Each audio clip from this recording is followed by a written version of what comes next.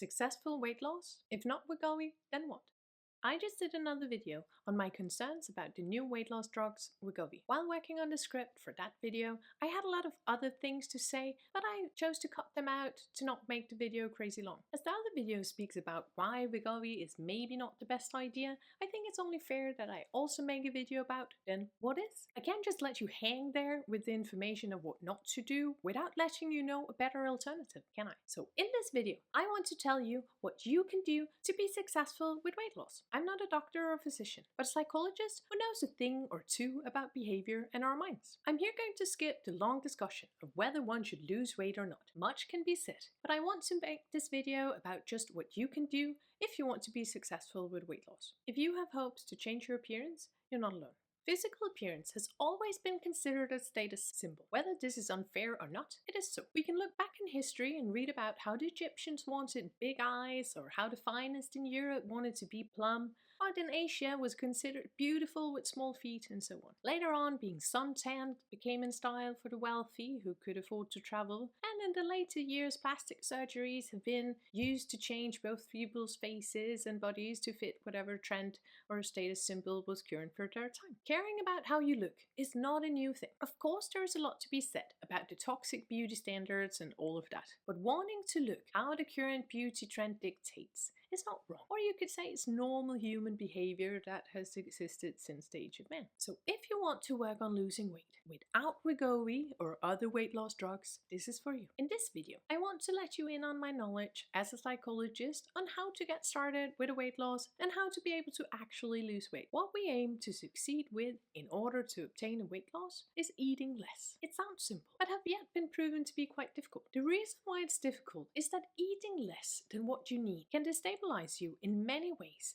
and that many find it difficult to keep it up. There are also many reasons for why we eat. So eating less is often not just about limiting hunger signals, but also many psychological factors. This is where the knowledge of a psychologist can be helpful, because what we're talking about is behavior modification to change what we do. We can want to change something, we can be really motivated, but yet it can still be difficult to put into consistent behavior. If just doing something different at will was easy, we would likely need fewer psychologists overall. So let's use some psychological knowledge here to hack this.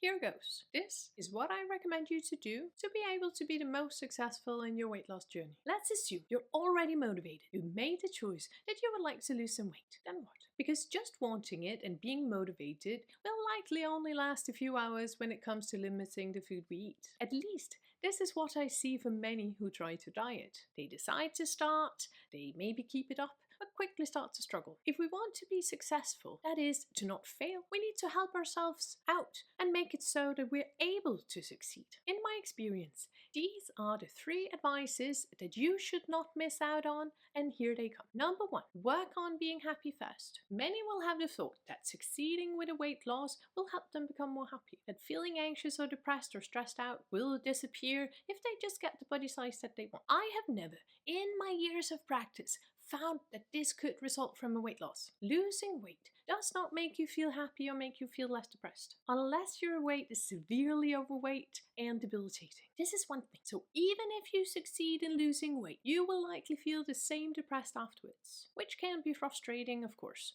if you had hoped otherwise. It takes something different to work on depressive symptoms or stress. My advice is to work on you feeling better first, that you work on becoming emotionally stable before embarking on your weight loss journey. Make your mental health a priority, reach mental stability first. This is critical because embarking on eating less will likely make you a bit mood unstable. For most, restriction of food will lead to some mild depressive symptoms and cause the body to feel a bit stressed out. The more in balance we are before exposing ourselves to this, the easier it is to tolerate it while it goes on. If we're already depressed and stressed, so adding more of this to the mix by restricting will likely lead to us struggling so much or too much and giving up. Being as okay as possible before starting will also help you do what you need to do. When you feel okay mentally, you'll have more energy and mental surplus. When you have more mental surplus and energy, it will be easier for you to cook real meals for yourself and not rely on snacks or easy options. When you're more okay, it's also easier to tolerate the stress of trying to change your behavior or creating a new eating pattern, and also dealing with the potential social difficulties at first. We also know that being stressed out will cause it to be more difficult to lose weight, independent of the intake you have. When the body is swimming in stress hormones, it prefers to keep its fat reserves and not let go of them. I have many times seen stagnation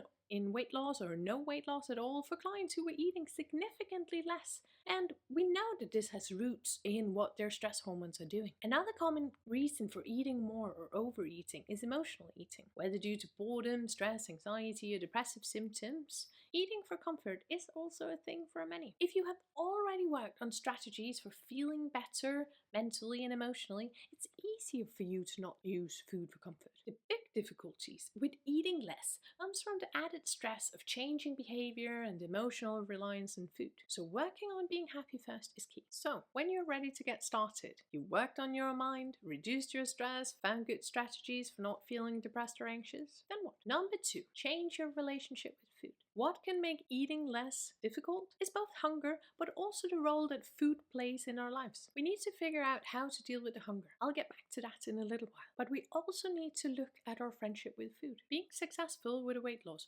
doesn't go with food being your best friend. Of course, you cannot just break up with food. You need to eat. If you don't eat, you'll die. But putting the relationship on the back burner for a while is likely necessary for your success. I find that the best way that I can describe how to do this is to make food boring. What you do is that you attempt to teach your mind that food is boring. One of the big causes of food cravings or eating other than hunger is the relationship with food that we hold. That we use it for reward, pleasure, for celebration, and many have great interests in food. If you want to be able to eat less, these extra causes for eating can be the ones that you cut down on. Going from relying on food for pleasure into using food for fuel and to satisfy hunger will likely be difficult at first. My general advice is to try and make your food a bit more simple. Make it more boring. Create meals that contain what they need, such as protein, carbs, fibers, fats, but leave the sort of fancy extras out. What would a boring meal be? Bread with butter, ham and cheese?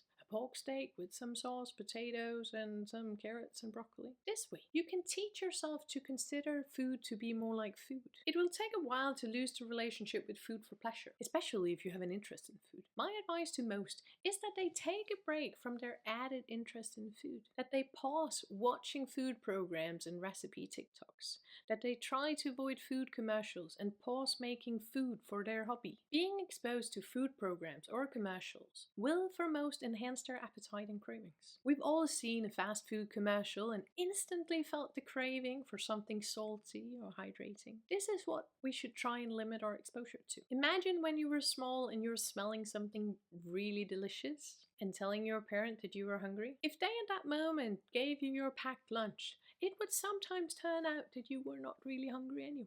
Just pleasure craving. This is the point here, that you try and get yourself used to eating for fuel, not pleasure. Try to find other ways of pleasure for a while. Try and do other things that sort of replace what you otherwise used food for. You can still, of course, eat sweet and salty things. You can still eat food with fat and so on. You don't have to go keto or low fat or green. You're just working on eating less overall. This is why I advise boring, simple, normal food. It's good to be mindful of another pleasure factor here. Many foods are designed to make us want to eat beyond fullness. Here, eating simple and boring is helpful. If I eat a fatty cheese with sweet nuts or some sweet jam on the side, or something deep fried with a little speck of salt on top, even thinking about it makes my mouth water. This is a good example of a food pairing that contains the perfect ratio of fat and sweet and salty. We will have added pleasure when we eat foods with these combinations, and thus it can make us overeat. Here, eating boring, getting our palate used to that food doesn't have to hit this high dopamine level by, for example, omitting sweet salty dressings or other pairings like this in snack form can be helpful. Maybe separate your sweet and salty meals, or try to keep in mind to base your diet on mostly real food. Have your normal meal and then eat your dessert afterwards. Yes, I said it. You can still eat dessert. You can still go out sometimes and eat with your friends. If you make too strict rules about what you cannot do, your mind will start to play tricks on you and increase your cravings. It's a bit like when you tell yourself to not think about something and then you end up that that's sort of all you can think about. If you let yourself know that you're allowed to eat basically everything, some call it food freedom, you will have fewer cravings. Of course, this cannot stand alone. You still have to eat less. If not, then you will not lose weight. So trying to make your likelihood of cravings less is important. Go back and rewatch what I just told you about making food more boring if you want to help yourself have fewer cravings. Because the next part is about hunger. If you want to be successful in eating less, and you're already practicing being on a break with food being your soulmate, then hunger is your next problem. Hunger is a physical cue. If we just ignore it, it will grow, and we'll start to be thinking about food constantly and find it a little bit difficult to concentrate. This is not helpful for our ability to eat less. So trying to ensure that you're not hungry is important. There are a few tips here with regards to physical hunger. One is that you make sure to eat enough. I would recommend against all diet foods or diet related foods, as they're likely just continuing your relationship with food and can be a bit costly. If you instead eat real food, simple food that your body knows, then you won't confuse it with protein powders, sweeteners, fillers, and so on. Get yourself used to normal meals. Some will find it helpful to make sure that they eat something that's a bit more filling. Maybe swapping the salad with a bit more fiber. Often we need to teach our body in the beginning to slow down the hunger signals. We can do that by actually eating when we're hungry. If we teach the body that we will eat when we're hungry, then it won't signal to us so strongly. The brain will be like, okay, they get it, we can chill a bit. Food-wise, I would recommend that you eat normal food when you're hungry. So instead of a juice and a granola bar, eat some real food. Meat, potato, sauce, vegetables, or a real sandwich with filling. It will be boring, I know, that's the point. And for some, a bit weird to eat another portion of dinner in the late evening, but it will help you in the long run. It will get you used to that food is fuel. It might be that you also want to satisfy your dessert or snack urge. I would advise to eat real food first and then have the snack or dessert after. If we just skip meals in spite of being hungry or try to force ourselves not to eat, it will usually lead to overeating in the future, that we lose control due to too high hunger signals. So eating enough is important. If not, hunger just comes back with a vengeance after. Of course, not overeating is important. So how do we do that? Because if we just start eating massive portions of food, you'll likely not be eating less. Here we know that reducing portion size can be helpful. The best tip is that we use a smaller plate for a meal, that we fill the plate and bring it to wherever we want to eat. So we have to go back into the kitchen and refill the plate when we are more hungry. Using a smaller plate sounds a bit lame, but it has effects. For a visual perception of the amounts of food that we get, and many will eat until our plates are empty. As my husband says, it's a challenge. Using a smaller plate and serving yourself a smaller portion at first can help slow you down and manage the amount. Another useful trick is that eating slower or paying attention to what we're doing while eating can help us feel fuller faster. It can also help us to remember psychologically that we have just eaten. Adding more awareness to when we're eating is therefore quite efficient when we want to feel more full from eating less. This means that we don't eat while watching TV, but that we sit down in silence and concentrate on eating. Eating slow, taking smaller bites, trying to make it last. Some say that one of the reasons why this works is that we have time to feel that we're full, because it takes 20 minutes from when we start eating until the message goes through to the mind that we've had enough. This might be why. I cannot say for sure, but what I can say is that it's efficient in eating less but still feeling full. Near the end of the video, and I've told you about the 2 advices for success with weight loss. So what's the third? The third advice is patience. What can kill any attempt of behavioral change is that we pressure ourselves to do too much. With eating less, this can be that we eat too little or stress too much about it, making it so that we develop depressive symptoms from undernutrition or stress hormones that makes us unable to lose weight.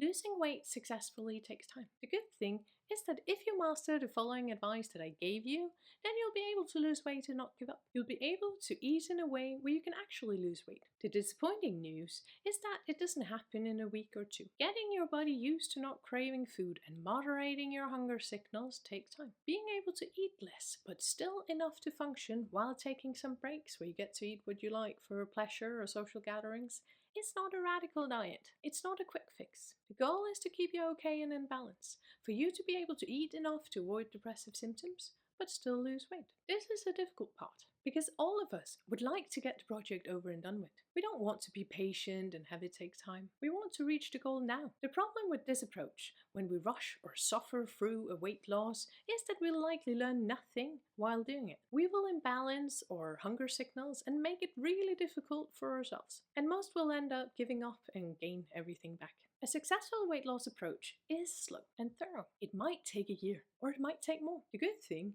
is that you learn how to not overeat, and this is what can help you after your weight loss to be able to maintain it. Embarking on successful behavior change is not short term. It's an investment that you get to profit from long term. Of course, it takes a while to incorporate the advice and make them your new habits. Of course, it takes a while for your body to stop sending so strong cravings and hunger signals. It can be helpful to have a good talk with yourself before starting. Is it worth it for me to lose weight? Am I willing to make the sacrifices needed? It will be boring and not as fun, and it will take a long time. It might change how I eat forever. Do I still want to do it? Or can I be okay with my current weight and find other projects in my life that I would rather work on? If you know from the start that this is a long journey, then you will be prepared and more relaxed while it's going on. When you have prepared yourself that this is a long process, you might not stress as much about short-term results. Of course, weighing yourself frequently is not very helpful. Your scale doesn't help you lose weight, and for most, it will just lead to frustration as our body weight naturally fluctuates depending on fluid and content in our bowels. So try and put your focus towards the behaviors you're aiming to learn and weigh yourself as little as possible. So,